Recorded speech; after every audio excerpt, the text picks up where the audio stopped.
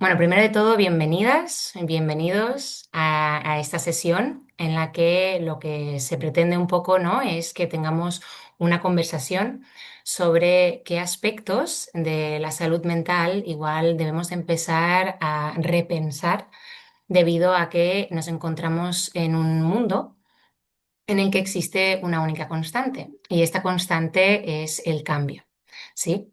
Entonces, para poder hacer esta sesión, lo interesante sería que todos los micros estuvieran también cancelados, ¿vale? Cerrados para que no haya el mínimo de interferencias posibles. Y cualquier persona que vea esta grabación a posteriori, si queréis contactar conmigo, podéis hacerlo con cualquier duda que tengáis. Pero los presentes aquí tendremos un pequeño turno de preguntas al final.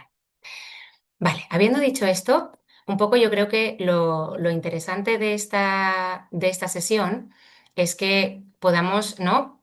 Hacer un poquito de reflexión de dónde sale, ¿no? Esta idea de que tenemos que repensar y de dónde sale esta idea de cambio, ¿vale? Entonces, para que sepáis que este proyecto no es algo que solamente nace de mí, sino que ya somos muchísimos los profesionales que nos dedicamos tanto a la investigación como a la intervención, ¿sí? Desde un ángulo un poco más, digamos, atendiendo, ¿no? A este impacto que tiene la movilidad internacional. Esos son algunos de los compañeros y compañeras que han participado en esta investigación, ¿vale? Y que, de hecho, ellos dos, Ivana y Matthew, están preparando un white paper, ¿sí? Un papel que no habrá sido publicado en una revista oficial de investigación, pero Matthew es profesor de universidad y, por consiguiente, está haciendo un estudio muy riguroso para que podáis tener acceso igual a la parte más académica, ¿sí? O a los datos más concretos. Pero yo soy de las partidarias, ¿sí? De que el contenido tiene que hacerse asequible a todo el mundo, ¿sí? Y que realmente no solamente los académicos deberíamos de tener ese conocimiento actualizado, ¿no? De dónde se encuentra ahora mismo, por ejemplo, las prácticas en salud mental. Entonces, es por eso que como iniciadora de este proyecto he dejado en manos de académicos la parte más de redacción más académica, ¿vale? Pero aquí lo que vamos a hablar es un poco sobre esos resultados, ¿sí? Ese contenido de una manera un poco más planera, ¿sí? Un poco más llana para que todo el mundo pueda tener esa oportunidad de reflexionar de qué forma está viendo, ¿no? Que esto está impactando en su práctica, ¿vale? Aquí tenemos en este colectivo, tenemos tanto a coaches como a psicólogos, como hemos dicho, profesores de universidad, ¿sí? Realmente es una cosa que nos damos cuenta que todos los profesionales que al final nos encontramos, ¿no? En interacción con esta realidad, ¿no? Que es el cambio constante, pues necesitamos un poco adaptar nuestras prácticas, ¿vale? Todos los que os he enseñado, y yo incluida, sí conocemos un poco esta historia desde los dos lados, ¿sí?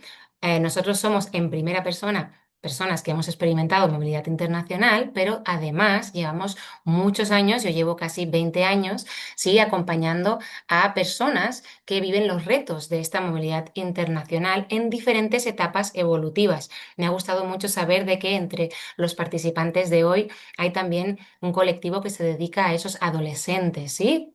Es importante el poder entender que esta movilidad internacional no solamente impacta a estos adultos, ¿no? Que toman una decisión de, pues, expatriarse o tomar un proyecto internacional, sino que también impacta a todos esos que siguen a estas familias, ¿sí? A los niños y a veces adolescentes, ¿vale? Por eso este contenido como os decía, es tanto para quienes trabajan con esta población, pero quiero pensar que también puede llegar a ayudar a que si alguno de vosotros se encuentra en una situación de expatriación o ha experimentado movilidad, ¿sí? Puede a lo mejor llegar a comprender también y adquirir, ¿no? Un poquito más de vocabulario para poder procesar la forma en la que esta movilidad nos ha impactado a nosotros como en primera persona, pero también impacta a la sociedad, a todos aquellos que nos rodean, ¿sí? Porque cuando nos movemos, no solo se mueve, ¿no? La persona que se va de un lugar, sino que también se mueve ese sistema al que pertenecía, esos que se quedan atrás y que también deben de reajustarse con esa pérdida. ¿Vale? Entonces, para empezar, quería un poquito explicaros, ¿no? Cómo nace este proyecto. Y es que yo como persona de alta movilidad en primera persona, me he encontrado muchas veces con esta pregunta. Y me diréis, bueno, pero qué malo, ¿no? ¿Qué parte mala tiene la pregunta ¿de dónde eres? Si es una pregunta totalmente normal, si es una pregunta totalmente simple, ¿por qué no sabes contestarla? Sin irme más lejos, la semana pasada tuve el honor de poder ir a una charla de Marian Rojas y al salir de la charla me encontré con una de las participantes que me hizo esta misma pregunta, a la cual yo que me dedico a poder explicar, ¿no? Que realmente se trata de una pregunta que es complicada para las personas que igual no nos identificamos con un lugar geográfico o con un pasaporte o una nacionalidad en concreto, se sintió muy ofendida, ¿no? Y esto es lo que desafortunadamente me he encontrado también incluso como paciente en consulta. Esto, como podéis imaginaros, lleva a unas herramientas, a unas estrategias que desarrollamos las personas que igual no tenemos una respuesta tan concreta, que no necesariamente van a llevar a que esta persona esté plenamente conectada con todos esos elementos múltiples que la definen, sino que va a llevar a lo que nosotros llamamos una compartimentalización, ¿sí? A compartimentalizar su identidad, su sentimiento de pertenencia, su nacionalidad, etcétera, etcétera. Y con frecuencia, tal y como comentan algunos de mis compañeros en sus libros, ¿sí? Intentando que sea coherente con lo que hemos construido, ¿no? Que es la expectativa de la persona que tenemos delante.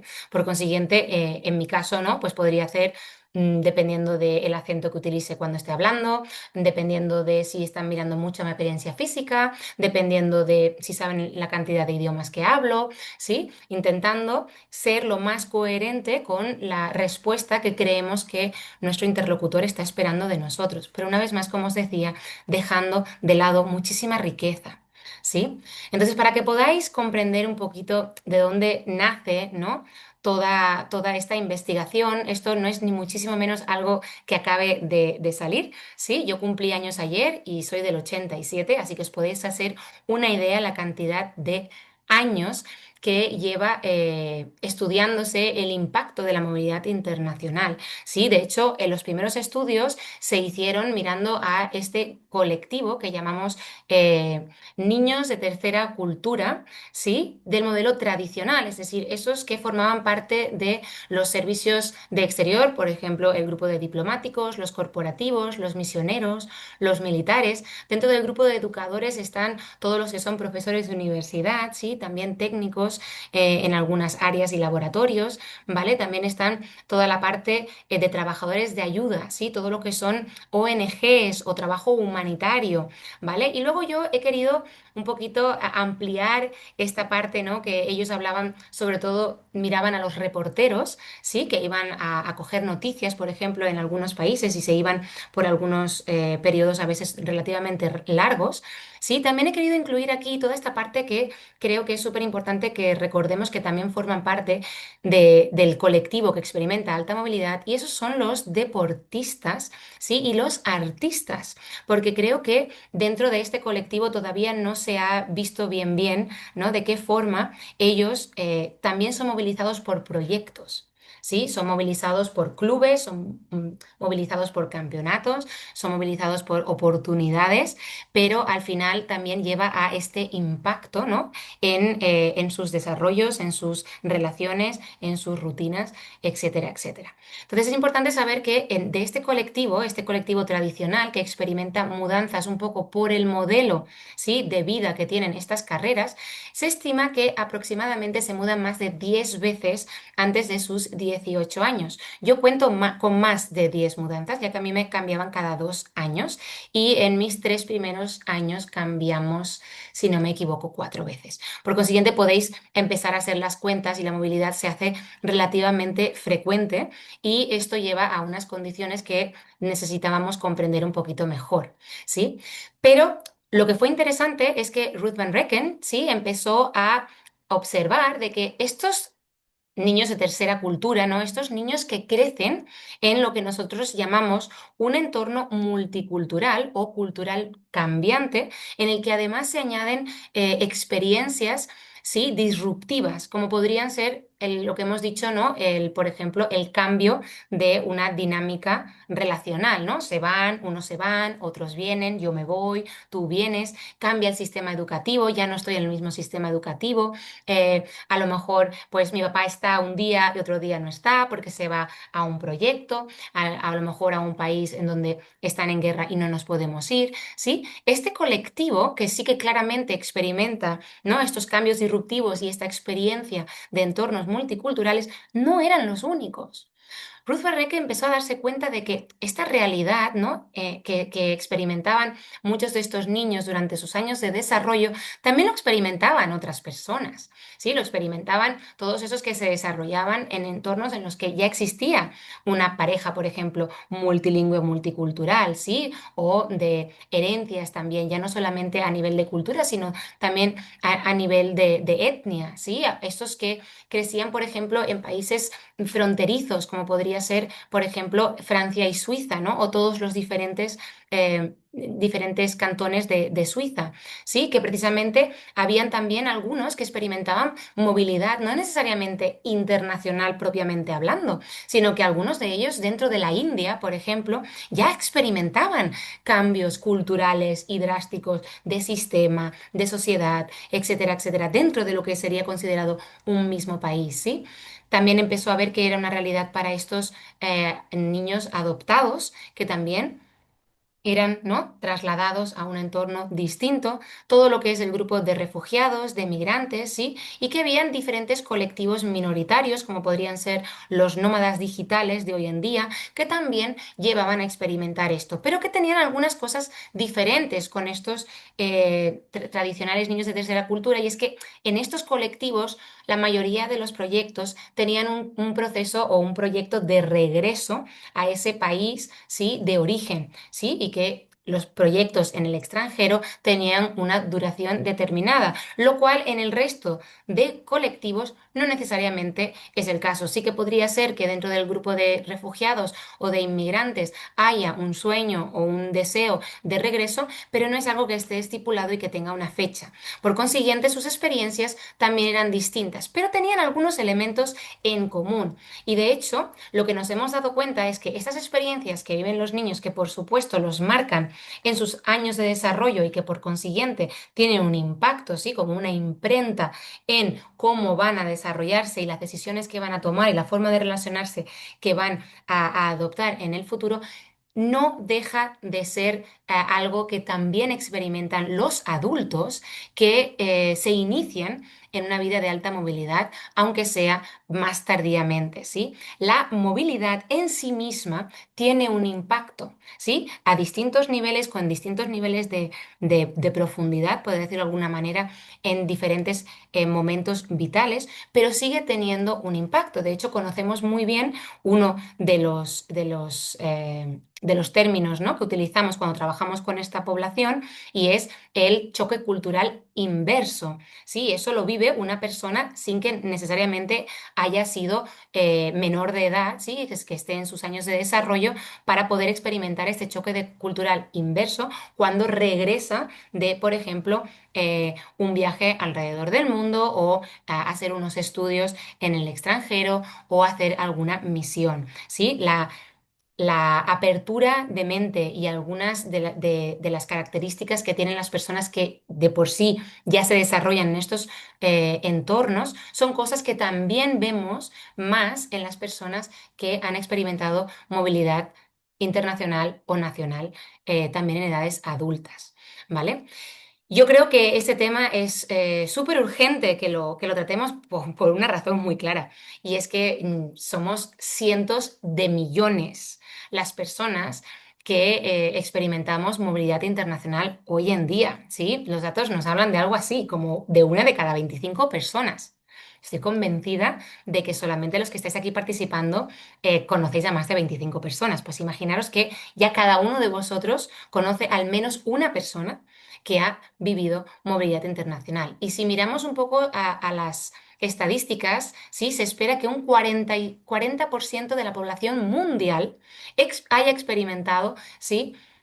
O esté viviendo en entornos en los que existe esta interculturalidad, esta movilidad internacional. Estamos hablando casi de la mitad de la población mundial. Por consiguiente, es algo que tenemos que empezar a comprender de qué forma nos está impactando, cómo está modulando nuestra identidad, nuestra salud mental, nuestras decisiones, nuestras relaciones y a lo mejor salir un poco, ¿no? Del que todo es culpa de las redes sociales y que igual las redes sociales para algunas cosas nos pueden servir y para otras simplemente están añadiendo un factor de complicación, pero que a lo mejor no es el único.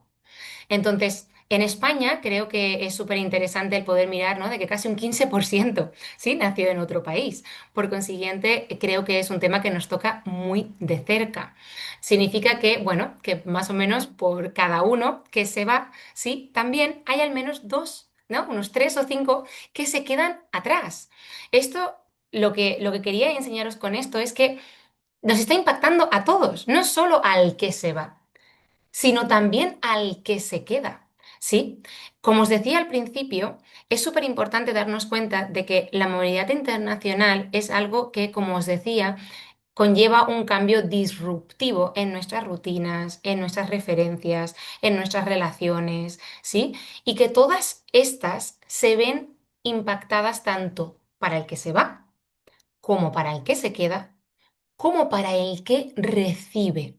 Y aquí tenemos la suerte de tener a un colectivo que se dedica a todo lo que es la acogida, ¿sí? De inmigrantes y de refugiados y ellos nos lo podrán explicar muchísimo mejor en el turno de palabras después, ¿no? Cómo los que reciben a esta población también se ven impactados por las necesidades de esta población, por las prioridades que tiene esta población, por la cultura que tiene esta población y sería absurdo pensar, ¿no? Que hay alguien que se pueda librar, sobre todo con las estimaciones que se proyectan en el futuro.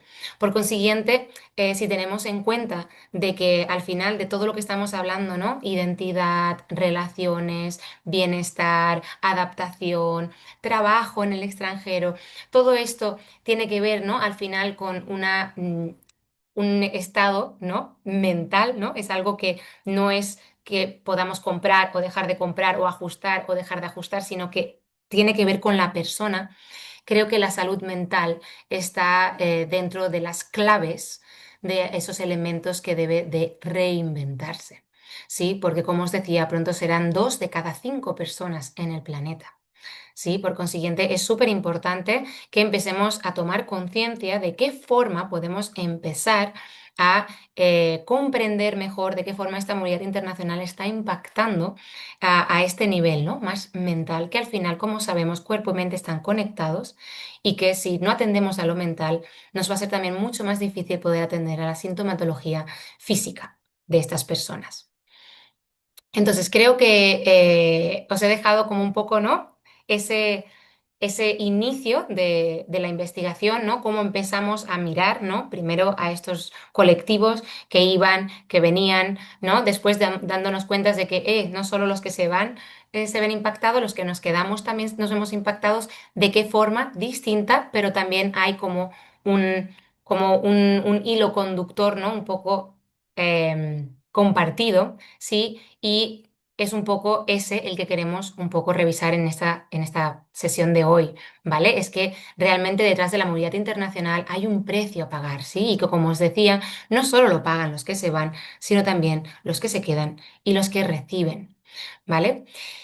Si miramos a las estadísticas, lo que nos indican un poquito es que 7 de cada 10 expatriados lo hace por trabajo, ¿sí? Es decir, por supuesto, hay un colectivo vulnerable que no necesariamente decide, ¿sí? No es una movilización de lo que nosotros llamaríamos voluntaria, sino que es forzada. Pero hay un gran colectivo que lo hace por decisión propia. Dentro de esta motivación intrínseca, ¿sí? Muchas veces existe la ilusión, ¿sí? El proyecto de poder mejorar las condiciones laborales, de poder tener mejores oportunidades y de poder encontrar, ¿no? A lo mejor pues un crecimiento a nivel profesional, ¿vale? Entonces nos vamos un poquito a las estadísticas que miran, ¿no? A este colectivo y nos indican que 8 de cada 10 reporta síntomas de salud mental. Bueno, con lo que os he explicado antes, no es sorpresa. Claro que si no tenemos en cuenta de que la salud mental, ¿no? Es algo que precisamente se ve impactada por todas esas áreas que hemos dicho que impacta la movilidad internacional, pues parece normal que si no lo atendemos, si no tenemos en cuenta que esto es así, no podemos empezar a poner en marcha estrategias que por lo menos a los colectivos que toman la decisión en primera mano de hacer este movimiento, puedan irse con herramientas que les protejan de manera preventiva, como decía la compañera al principio de esta sesión, ¿sí? Entonces, como vemos, es que muchos de ellos intentan, sí, buscar ayuda, pero el 62% reconoce que su condición no está bien gestionada. ¿Por qué? Porque es que todavía no se contemplan ni en los protocolos, ni en los cuestionarios, ni en las intervenciones que la movilidad internacional sea un factor en sí mismo. ¿Sí? Y si tenemos en cuenta que estos son los estudios que miran a la población que se mueven, podríamos estimar de que los números no deben de variar mucho, ¿sí? En todos esos que se quedan atrás, ¿sí? En todos esos que tienen que vivir una pérdida, ¿sí? Una pérdida de un familiar que se va, que por ejemplo, dejan a sus hijos atrás, ¿sí? Y se quedan sin la presencia de sus padres. Estos colectivos seguramente, si los miráramos y lo midiéramos como el impacto, ¿no? De esta expatriación, probablemente veríamos que también presentan síntomas de salud mental, pero que pocas veces se sigue asociando, ¿no? A esta pérdida, a esto, a este evento de la movilidad internacional, sino que rápidamente nos vamos a ir a un claro. Se quedó en un país donde hay menos recursos y el motivo está en el contexto, ¿no? Esto es la falta de recursos. Vamos a intentar aumentar los recursos y mejorar a la persona. No necesariamente. Es importante que contemplemos la movilidad como un factor, ¿sí? Entonces, dentro de lo que es el colectivo, ¿sí? De TCKs tradicionales, acordaros estos que viven movilidad internacional, digamos, reiterada, ¿vale? Vemos que un 74% vive al menos una experiencia adversa en la infancia. Dentro de lo que son las experiencias adversas, se incluyen dentro del cuestionario tanto problemas de salud mental en los cuidadores, problemas de consumo de drogas, ¿sí? Alguna encarcelación. El poder vivir, por ejemplo, algún tipo de atraco a mano armada o algún tipo de situación violenta, ¿sí? También se incluyen todo lo que tienen que ver con negligencias y abusos, ¿sí? Negligencias emocionales o físicas y abusos físicos y sexuales. Por consiguiente, si miramos, la cifra es abrumadora. El 74% de ellos vive al menos una. Si nos paramos un momento a mirar ese coste que está teniendo la movilidad internacional y tenemos en cuenta de que los niños al final son nuestro futuro, ¿cómo pretendemos que las cifras de salud mental en infancia y adolescencia disminuyan si no empezamos a contemplar todo aquello que están viviendo y que es distinto a lo que se vivía anteriormente? ¿Sí? Lo que sabemos es que las experiencias adversas en la infancia multiplican el riesgo de desarrollar depresión, ansiedad, consumo de drogas y tener dificultades en las relaciones en la adultez. No lo digo yo, lo dicen las investigaciones. Y si lo paramos a pensar, parece bastante obvio, ¿no? Creo que tenemos suficientes datos que nos hablan de cómo traumas o situaciones complicadas en nuestra infancia acaban condicionando nuestras decisiones, actuaciones y relaciones en la vida adulta. Por consiguiente, el coste es transversal. ¿Sí? Nos encontramos con población una población cada vez más creciente que se encuentra con padres sin estrategias, y hablo de padres a todos los niveles, como os decía, especialmente, por supuesto, esos que trasladan a sus hijos internacionalmente. Si no tienen el conocimiento del impacto que tiene esta movilidad internacional, no van a poder prepararlos ni acompañarlos en el proceso, pero también de esos padres que se quedan. Sí, nosotros estamos en pleno proceso de mudanza como familia. En nuestro caso, es nuestra quinta mudanza ya en los pocos años que tienen mis hijos. Y realmente, cuando yo preparo a mis hijos para poder hacer este traslado, me doy cuenta de que los padres de sus mejores amigos, del lugar en el que nos encontramos, No están contemplando el duelo que van a tener que vivir sus hijos y hijas. No hay una toma de conciencia de que la movilización de mis hijos va a impactar a sus rutinas, va a impactar a sus clases. En el hijo de mi hijo mayor, de hecho, se han ido casi un 20% en este último curso. El impacto es brutal. Cuando hablé con una de las compañeras de mi hijo mayor de su antigua escuela y le pregunté, ¿cómo estás? Me dijo, pues, me hizo algo el ver una mesa entera vacía. Nos impacta a todos. Y si no tenemos en cuenta eso, los profesionales que estamos acompañando a estas familias, tanto a los que se van como a los que se quedan, como a los que reciben, estamos olvidándonos de algo que es clave. Mi hijo empezó en una escuela internacional. Sí, teníamos altas expectativas y pensábamos que el inglés iba a ser el idioma vehicular y de que la mayoría de los niños iban a hablar el inglés y que por consiguiente iba a ser fácil la adaptación. Tenemos la suerte de que mis hijos hablan tanto el catalán como el castellano y por consiguiente, si no era el caso, iban a poder adaptarse relativamente bien, lo cual no era el caso de otros alumnos internacionales, los cuales automáticamente se encontraron en un contexto en el que solo podían hablar con mi hijo, que hablaba mejor el inglés que sus compañeros que llevaban más años en el colegio. ¿Qué quiero decir con eso? Que también impacta a los que reciben. Mi hijo era un recién llegado en una escuela. Sí, es verdad, él ya habla el idioma y él tiene más recursos para poder adaptarse al colegio, pero sigue siendo un recién llegado. Sigue siendo un recién llegado que se convierte en ese ancla, en esa referencia para otro. Por consiguiente, los que reciben también se ven impactados por esta movilidad internacional. Si seguimos haciendo diagnósticos con baremos monoculturales y totalmente desactualizados, por supuesto, mirando a curvas que se han hecho con poblaciones que no cumplen los criterios ni la historia de nuestros pacientes, seguiremos dando falsos diagnósticos. Pero lo que es más urgente es que los expedientes todavía no son globalmente transferibles. Lo sé, estamos en 2025 y todavía no tenemos un sistema de salud mental y físico global, lo que hace que pacientes, alumnos, sean transferidos internacionalmente y que las escuelas, que los centros médicos, que los ayuntamientos, que los gobiernos no tengan constancia de su nivel de salud mental, su coeficiente intelectual, sus necesidades neurodivergentes. Y eso nos lleva a que cada vez hayan más y más personas que sean inatendidas, inatendidas correctamente, inatendidas y por lo tanto incomprendidas.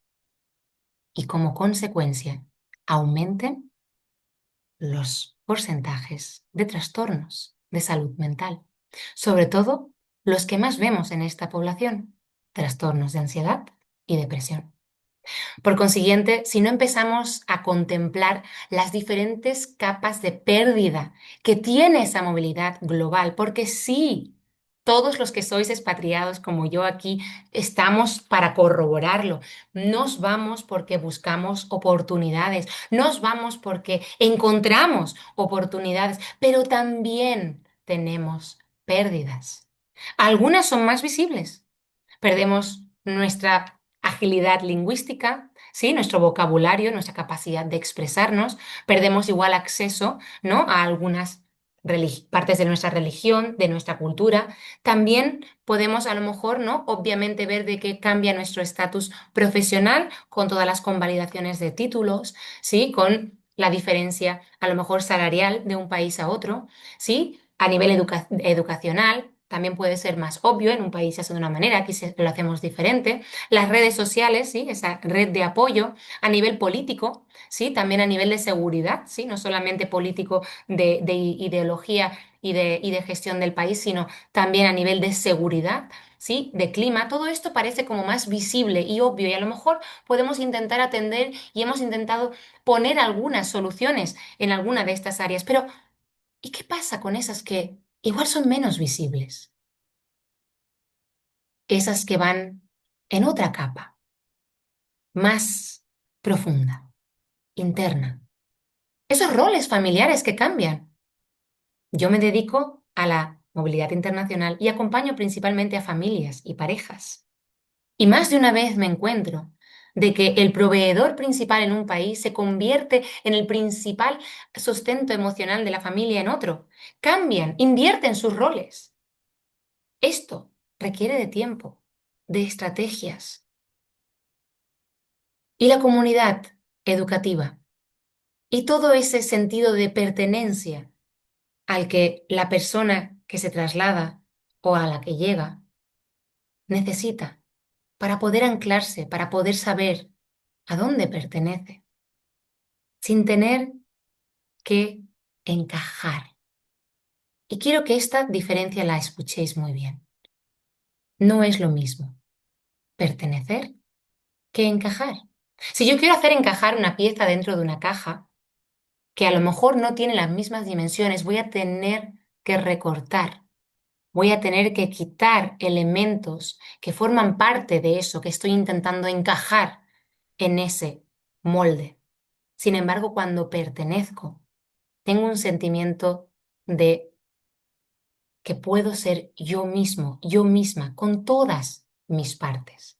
La seguridad emocional. No todo el mundo se siente seguro en una casa con barrotes, pero tampoco todo el mundo se siente seguro en una sala con ventanas donde no los hay. Tener en cuenta de que la seguridad no solo es política, no solo es medible externamente, sino que también hay un factor emocional de las vivencias de la persona que van a condicionar esa capacidad de sentirse seguro o segura, esa confianza en el sistema. Confía, nosotros te sostendremos. Más fácil de decir que de hacer, sobre todo si a mí me han fallado sistemas en mi pasado. De identidad. Os hablaba antes de la pregunta, ¿de dónde eres? Ese duelo migratorio, que puede ser mucho más complejo de lo que nos imaginamos. Mi hijo, el mayor, la primera mudanza que hizo la hizo con 2 años y medio.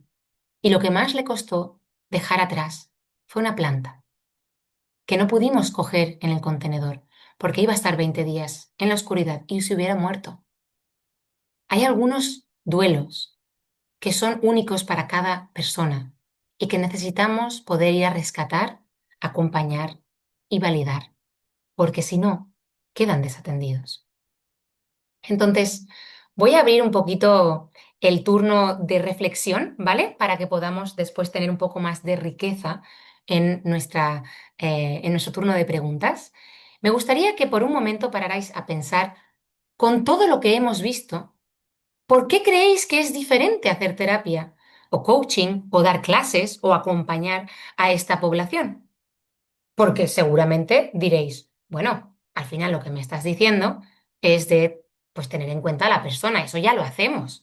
Estamos adaptando las clases, ¿no? Son mucho más personalizadas, el coaching también es escuchar, la terapia por descontado es escuchar a cada persona y poder adaptarlo a sus necesidades. Vale. Si esto fuera así, el 62% de la población expatriada no se sentiría mal atendida. Hay algo que no se está atendiendo. Hay aspectos, hay maneras que se están utilizando que no están permitiendo que estos alumnos, estos clientes, estos pacientes puedan realmente dejar de compartimentalizar y poder realmente beneficiarse de ese apoyo que les estáis dando. Algunas de las características creo que podíamos, ¿no? Un poco intuir, pero que a veces, por desgracia, pasan totalmente inatendidas. Es que son personas que viven marcadas por una incertidumbre constante. Y sabemos que el ser humano no está a gusto en un espacio de incertidumbre. Nos gusta el control, nos gusta saber, nos gusta la certeza, nos gustan las rutinas. Pero estos colectivos se ven disruptidos constantemente y deben de trabajarse el salir de ese estado de ¿y ahora? ¿Y ahora? No es algo que les sea automático, necesitan estrategias. Y es nuestra responsabilidad como profesionales que los acompaña el poder dar nombre a eso que están sintiendo y poder ayudarlos con estrategia que los ayude a salir de lo que llamamos estado, ¿sí?, de supervivencia. Son personas, sobre todo aquellas que nombrábamos, que vienen ya de generaciones de alta movilidad, que necesitan un cambio permanente. Pueden convertirse en ese perfil que creo que cada vez está más de moda, por decirlo entre comitas, ¿sí? Que cambian constantemente de pareja, cambian de trabajo, necesitan una nueva aventura. ¿Y cómo no? Si eso es lo que ellos llaman vida, no conocen otra cosa. Enseñarlos a cambiar aquello que no los va a impactar emocionalmente también es parte de nuestro trabajo. Puedes cambiar de corte de pelo, puedes cambiar la decoración de tu casa. Mi abuela, yo soy la tercera generación de alta movilidad, mi abuela cambiaba los papeles de las paredes de su casa aproximadamente cada año. Esto es un cambio que queda como un residuo de su alta movilidad, pero que no le impacta emocionalmente. Ayudarlos a identificar por qué están queriendo hacer esos cambios, de dónde nace esa urgencia, es importante. Poder permitirles tener identidades culturales híbridas, fluidas, que no necesiten saber contestar a un de dónde eres, que puedan tener historias de vida fragmentadas, ¿sí? Que nosotros les ayudemos a ligar, a poder hacer una historia con sentido. Acordarnos de que son personas que normalizan, sí, las pérdidas. Bueno, se va mi compañero de clase, uno más. Bueno, mi papá se va de viaje esta semana, otra vez. Son pacientes, son clientes, son alumnos que tienen torres de duelos que si no los ayudamos a procesar, se acumulan. Son un colectivo que acostumbra a retrasar la búsqueda de ayuda. Sí, es ese alumno que intenta no molestar en la clase. Sí, ese trabajador que intenta a dar al máximo hasta el último momento. Porque al fin y al cabo fui yo quien cogió este rol. Fui yo quien decidió trasladarse. Fui yo quien decidió salir de mi país. Y esa culpabilidad los lleva a estar en un estado de malestar invisible, invisible para los demás, porque ellos son los primeros que no se permiten mirarlo. También retrasan porque a veces les es muy difícil el poder acceder a una ayuda en su idioma, donde puedan expresarse libremente. Pueden formar parte de minorías vulnerables, como podrían ser algunos grupos en los que en algunos países pudieran estar condenados a muerte. Otras veces es por lealtad a un sistema. No me voy a quejar. ¿Cómo me voy a quejar? Se lo están dando todo por mí.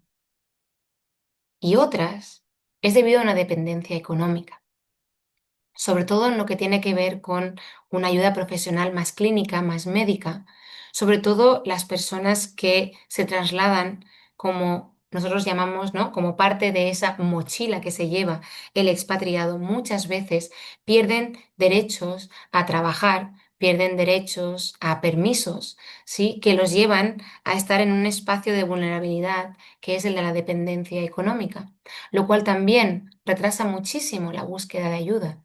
Por consiguiente, tener en cuenta, por ejemplo, en contextos tan simples como puede ser la terapia de pareja, de que a veces, si están en condiciones de vulnerabilidad porque están expatriados, verlos por separado nos puede ayudar a identificar lo que realmente está pasando, porque delante de la persona que los sostiene económicamente, no van a ser capaces de poder compartir lo que realmente está pasando. Es un colectivo que es experto en masking y para los que no sepan qué significa esta palabra, es el camuflaje. Son expertos en desconectarse del cuerpo y a hiperracionalizarlo todo. Bueno, pero esto a lo mejor es porque, por supuesto, es más fácil encontrar un motivo racional que vivir y atender a una activación emocional de ese calibre.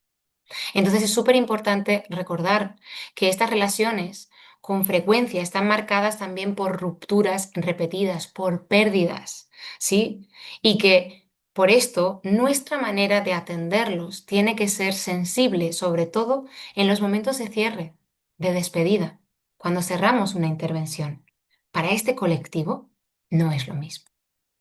Entonces, ¿cómo podemos acompañar de manera más efectiva sin tener que irnos a detalles demasiado técnicos? Pues lo primero de todo es que la mejor intervención no es una técnica, sino es un cambio de mirada.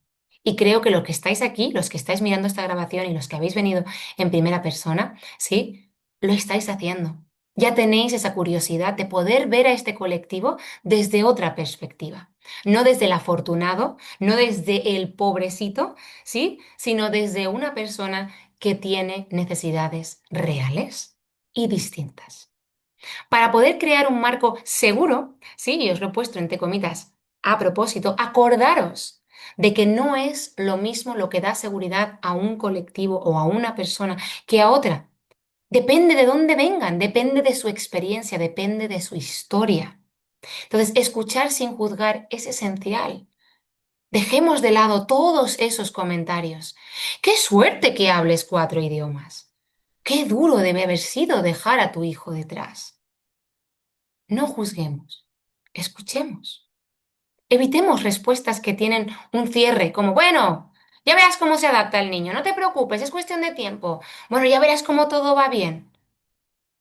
Puede ser que sí, puede ser que no. Estemos más conectados con el presente, ayudémosle a estar más en el presente, porque acordémonos de que son un colectivo que tienen normalizado el estar en el futuro, el qué vendrá, el cómo será. Si intentamos atender a esos comentarios, a esas ansiedades desde frases, respuestas que cierran, no estamos atendiendo realmente a la persona. Dar espacio y tiempo para que ellos puedan nombrar y reconectar con el cuerpo, pero sobre todo acceder a emociones que tienen prohibidas. Hay algunos colectivos para los cuales desde bien pequeños se les prohíbe sentir tristeza, sentir frustración, se les educa a ser agradecidos. Han sobrevivido a una guerra. Son alumnos de una de las mejores escuelas del mundo. Viven en un lugar más seguro del que vienen. Van a tener más oportunidades.